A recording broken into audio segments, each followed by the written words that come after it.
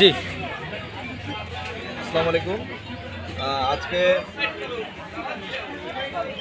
গত 10 মার্চ 2025 তারিখে রাতে এক মহিলা মোসাম্মদ জয়নব উনি আমাদের থানায় এসে অভিযোগ করেন যে ওনার ছেলেকে খুঁজে পাওয়া যাচ্ছে না এবং মুক্তিপণ দাবি করা হয়েছে।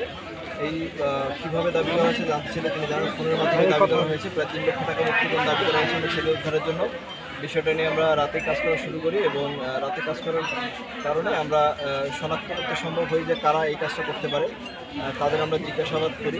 জিজ্ঞাসাবাদ করার মাধ্যমে তাদের দেওয়া তথ্যের সূত্রের ভিত্তিতে গোকুন্ডা ইউনিয়নের রতিপুর ফকিরটারি গ্রামে এখানে আমরা যাকে আমরা জিজ্ঞাসাবাদ করেছিলাম তার বাসার পিছনে সেপটিক ট্যাঙ্কে নতুন তৈরি করা সেপটিক ট্যাঙ্কের গর্তের প্রায় 5 ফিট নিচে থেকে একটি 9-10 বছরের শিশু ছেলে তার নাম শাকিল, তাকে উদ্ধার করতে সক্ষম হই। আমরা লাশ যথাযথ মর্যাদা এবং আমাদের আইনি প্রক্রিয়ায় লাশ নিয়েছি। লাইনে আইনি পরবর্তী প্রক্রিয়া চলমান থাকবে এবং আমাদের তদন্ত কাজ চলমান থাকবে। স্যার গ্রেপ্তার করেছেন সেই ঘটনা?